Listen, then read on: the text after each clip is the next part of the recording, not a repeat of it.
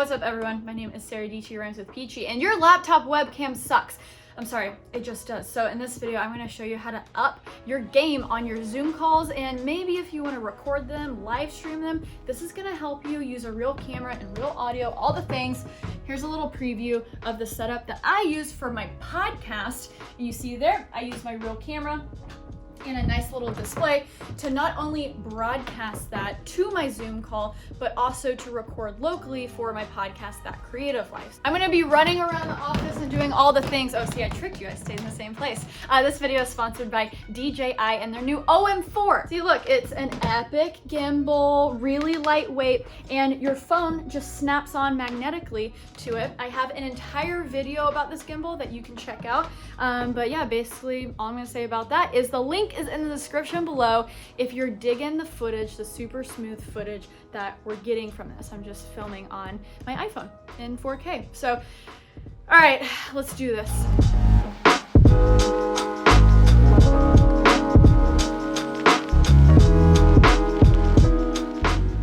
So many videos for inspo. So we have Josh from Make Art Now. He was inspired by Caleb Pike to build this like all-in-one video setup. And then Gerald Undone does such a good job with the live streaming stuff. So if any of you guys watch TV or you catch the clips from like the e-news people, they're all using their laptop webcam. So when people come along like Mark Zuckerberg and Bill Gates, and they have this super clean cinematic setup for them live streaming into these news shows, or Mark Zuckerberg did an interview with our very own Marquez Brownlee. It's really interesting. I actually got tweets from you guys like, hey, how do we do that? So this is hopefully, this angle is going to inspire that. And then behind me will be more of a more classic desk setup if you're not worried about doing podcasts and heavy duty video production and you just want a more basic setup. Okay, so this is what I see when I do the podcast. This is the Asus ZenBook Pro Duo, a laptop that is so cool because it has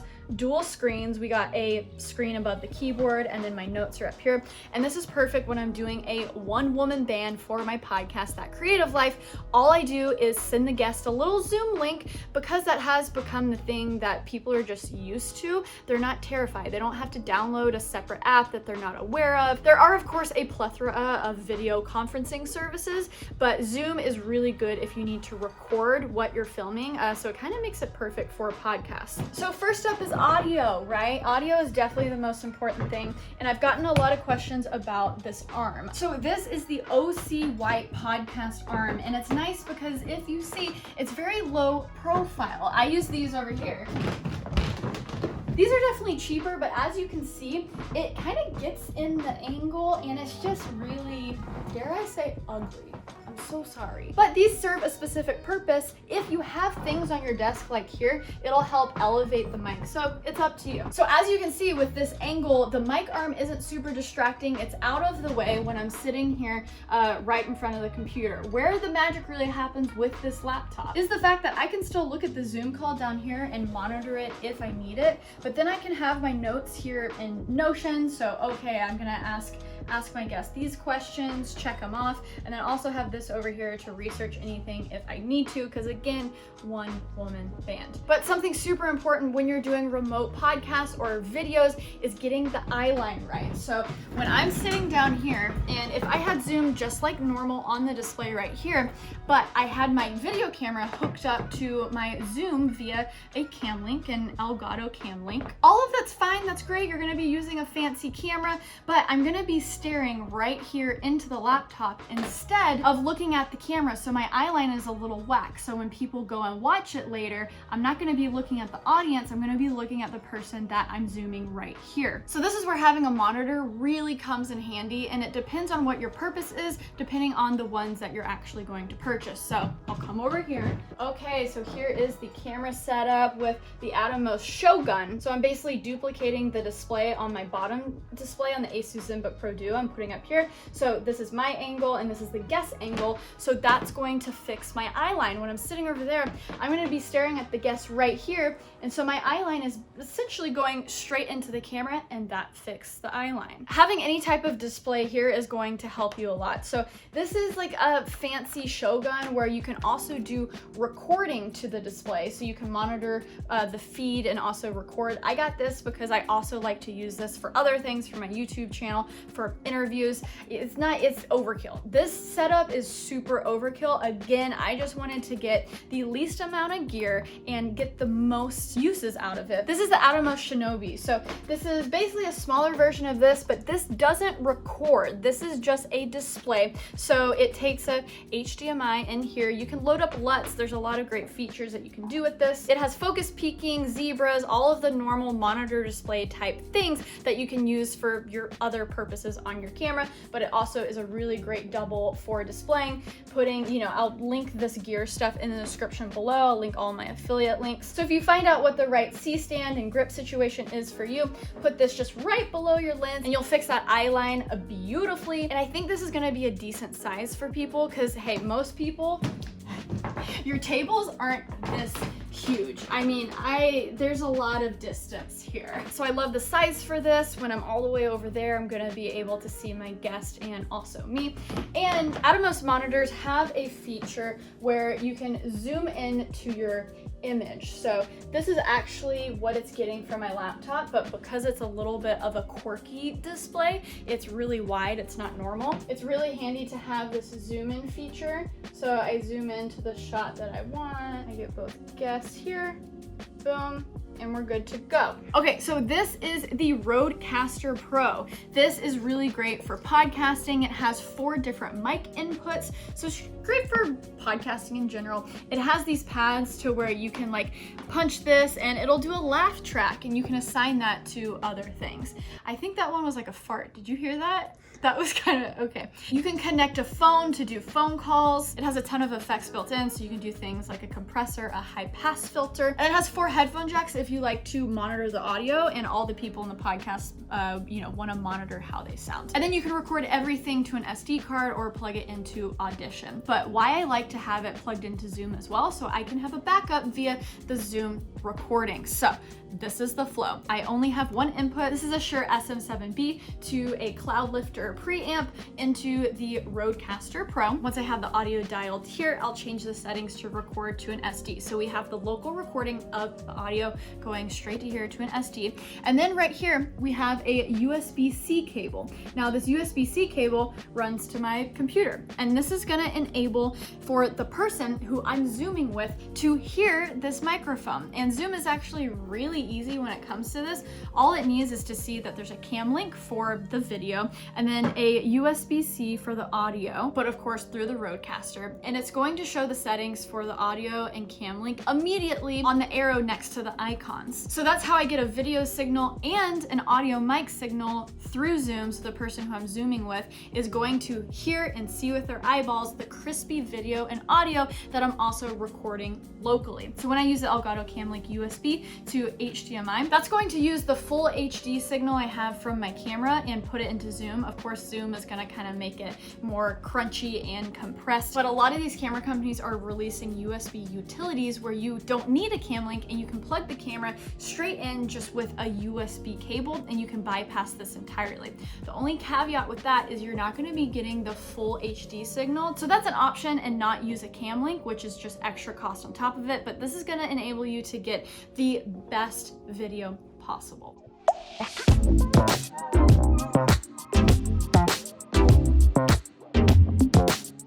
While I'm using the Sony a6600 with a 24-70 f2.8 lens over here to broadcast that to Zoom, I'm also hitting record on the camera and recording it locally to an SD card on the camera, and it can do both of those things. It can multitask, which is really nice. So we have local video recording, local audio recording to the Rodecaster. The cam link and the USB-C cable is going to get the audio and video through Zoom. So you also have the backup recording in Zoom because you can hit the record on Zoom in gallery view view to get both of the angles of the people. If you just want to record the angle of the other person, you can pin their video and it will only record the guest video. I keep it in that gallery view because it's kind of multi-purpose for me. I get to see both angles here on the display, and also I want both of the backup videos of me and my guest in case something goes wrong here with the recording. It's all about having backups of backups because things go wrong. So that's also really important because my backup is going to be my nice camera. Even though it'll be a little bit more compressed because it went through Zoom, it's still going to look better from my camera than my nasty webcam. Webcams just look terrible. Okay, all that is great, Sarah, cool. We know the logistics of recording locally, also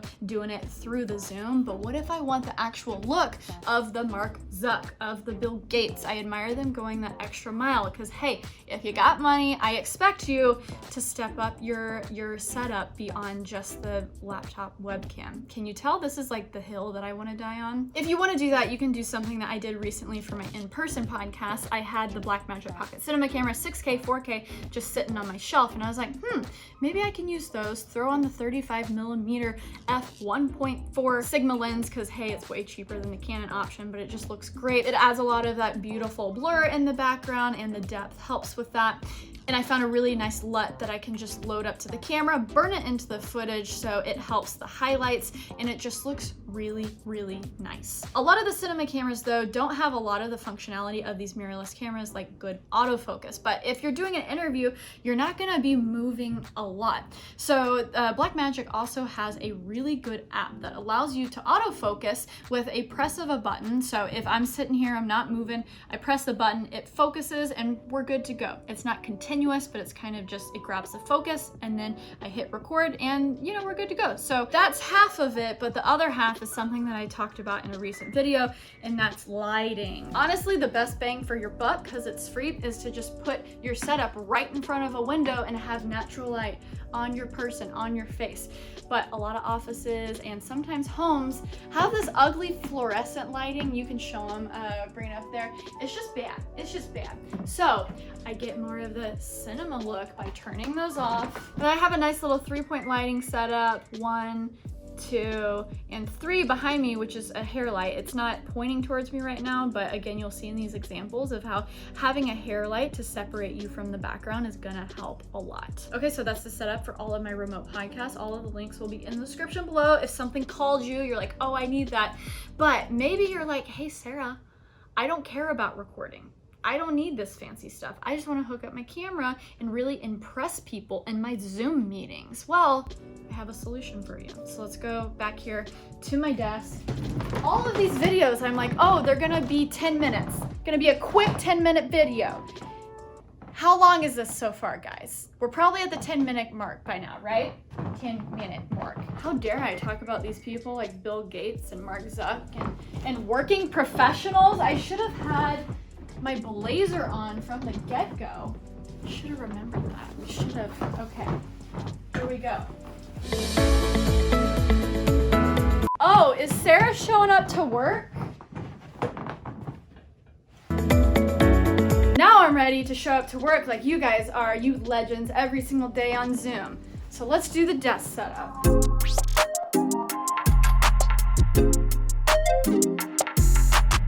When it comes to the actual lighting setups and where to put the lights, I'll put all that info in the description below. But as you can see, there are some reoccurring themes that we've already talked about. So this is the Rodecaster Pro. And instead of plugging in your headphones to your computer, I plug them straight into here, into the Rodecaster. And the first channel is going to be your mic audio, of course, but this little USB icon. So because you plugged it into the computer, that's going to be the audio that's coming from your computer. So just make sure that's turned up, and you're gonna be able to hear everything from the Zoom call. This is the recording from Zoom. So like the previous setup, I have the audio from the mic, from the Rodecaster going into the computer, but this setup is a little bit more practical for someone who's sitting at a desk every day and you're trying to make your desk setup dope. Lighting yourself when you're at a desk is kind of tricky. So I really enjoyed the Elgato key light for this.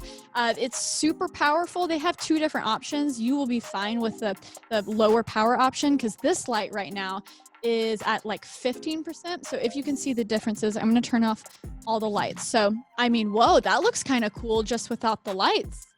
Maybe you, oh, look, Okay, so if you have a nice enough camera, honestly, maybe you don't need lights.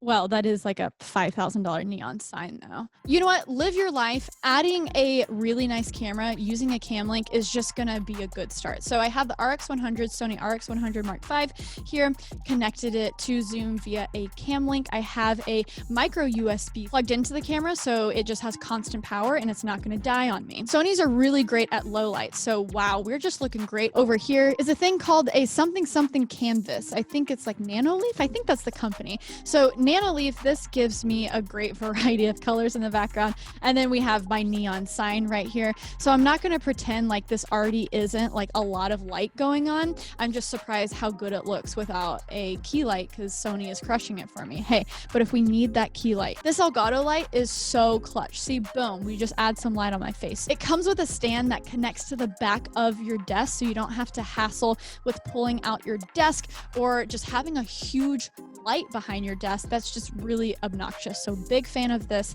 And then I have connected my Sony RX100 with a little GoPro clamp arm to the back of my monitor stand, which is super heavy duty. And I'll link that as well. You guys probably saw that from my little desk tour. And then, hey, we always gotta love the hair light. You know, it gives me a little pop in the back, separation from the background. I love a light behind me. When you're replacing a webcam with a camera, it's good for that camera to be a little bit on the smaller side. So the RX100 line is great. Canon has some options as well because you can really mount it up in creative ways with, you know, the GoPro mount that I'm using and not have to worry about it being super heavy, putting it on a heavy duty tripod. This has worked wonderfully for me and I can put it right above my monitor. So it's similar enough to the webcam positioning when I'm looking here. So this is me looking at the Zoom call, nodding at my coworkers. Yeah, that's a great idea. The KPIs will be just so good. And it's not that different than me doing this, which is staring directly at the camera. So again, that line of sight, which is huge, won't be thrown off. Okay, so I hope this gave you some ideas, whether you're doing a remote podcast or you're just sitting at a desk doing Zoom meetings. You know, you want to spice things up. Or you can take a lot of these setup tips and add one more cable, open up OBS, and you can be off to the races to start live streaming. Honestly, this setup, I'm like, oh, wait, this makes me kind of want to live stream because I hooked everything up to the Elgato Stream Deck here, where I hooked up the Elgato light up there, where I can turn the light on and off just with a press or a button. I can make it brighter with a press of a button. Oh my gosh. I can turn different color temperatures to get a different vibe. Daylight vibe is good because that's what my aperture lights are. I can send out a tweet. I can do so many things with this. This is a really great tool for live streaming as well. But I've had so much fun just getting everything dialed, ready to go, having a setup because listen, if you have to tear all of this stuff down every time that you have a meeting, every time that you want to do a podcast, it's gonna be annoying. So it helps if you can keep these things set up and just ready to go. Also, I've been having so much fun just with lighting and stuff. Hey, if you want to like add some color, that's fun. I just have a gel on my Aperture 300D. I love gear. Gear is so much fun. I hope you guys are enjoying these videos as much as I am just figuring it out. Obviously, you see the result of it with the podcast or the videos, but I guess it's essentially almost like a little office tour. We'll do a full office tour at some point in our lives. But yeah, hopefully this video helped you, and if you enjoyed the smooth footage, check out the DJI OM4 in the description below. Let me know if you liked it. Hit that subscribe button. Subscribe to That Creative Life. So many great guests recently. We've been just like pushing the content out. And until next time, y'all, stay peachy. Oh.